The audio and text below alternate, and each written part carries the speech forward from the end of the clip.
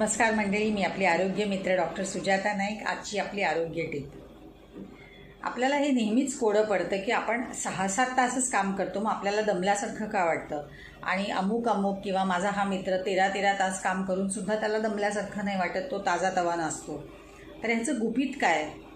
Work life balance ही term हल्ली तुम्ही खूप ऐकली असेल आणि कॉर्पोरेट जगात तर ते खूपच लोकप्रिय होत चालली आहे.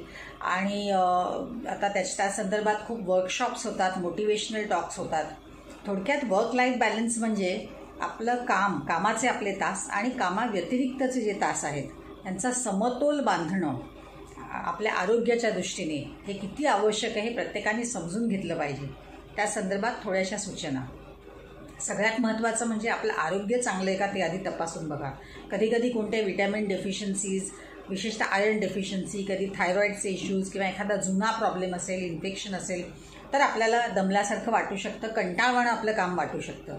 तर अशा वेळेला आधी तुमची शारीरिक तपासणी तुमच्या डॉक्टरकडून करून घ्या आणि त्याचं डायग्नोसिस करून घ्या. नंबर 2, कामाचं जर वातावरण तुमचं पोषक नसेल, ते जर निगेटिव्ह असेल आणि तुमचं काम तुम्हाला जर आवडत नसेल तर त्याचा स्ट्रेस होऊ शकतो. लक्षात ठेवा, श्रमाने माणूस मरत नाही कधीच, तर जबाबदारीने, काळजीने आणि नावडत्या कामामुळे जो स्ट्रेस होतो त्याच्याने तो झुकतो. तर आधी आपलं काम तपासून बघा. जर आपल्याला ते आवडत नसेल, तर तिथलं वातावरण आवडत नसेल तर काम बदलणं जर शक्य असेल तर ते बदला. आणि तसं जर शक्य नसेल तर काहीतरी मार्ग काढून आपलं काम एन्जॉय करायला शिका. हे प्रत्येकाला शक्य आहे. प्रत्येक कितीही कंटाळवाणं रुटीन काम असलं तरी त्याच्यातून थोडीशी एन्जॉयमेंट आपल्याला मिळू शकते. त्याची जर करण्याची पद्धत आपण बदलून जर रोज बघितली तर. तिसरी गोष्ट अशी आहे की आपण पाणी भरपूर पितोय का हे बघा. दिवसाकाठी आपण छोटे ब्रेक्स घेतले पाहिजेत. वॉटर ब्रेक्स म्हणते मी त्याला.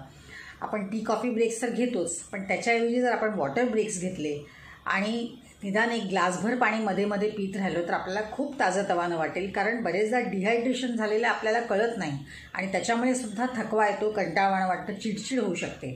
तर पाण्याचा साठा नेहमी शरीरात पुरेसा असू देत. चौथी गोष्ट म्हणजे आपल्याला आपल्या कामाव्यतिरिक्त, विशेषतः बौद्धिक काम करणारे ज्या व्यक्ती असतात त्यांना शारीरिक आरोग्यासाठी खूप व्यायाम आणि काहीतरी ओपन एअरमध्ये, मोकळ्या हवेत काहीतरी चालणं म्हणा किंवा कोणता तरी व्यायाम त्यांनी करायलाच हवा. कारण मन थकतं पण शरीर थकत नाही, त्यामुळे गाढ झोप लागत नाही.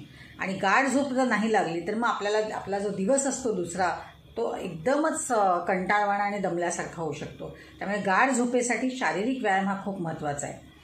पुढची गोष्ट म्हणजे आपण दिवसातनं थोडासा वेळ तरी आपल्या कामाव्यतिरिक्त एखाद्या छंदासाठी ठेवलं पाहिजे. एखादी हॉबी असली पाहिजे आणि ती म्हणजे म्युझिक असेल, आर्ट असेल, डान्स असेल, वाचन असेल, स्वयंपाक करणं असेल, काही असू शकतं.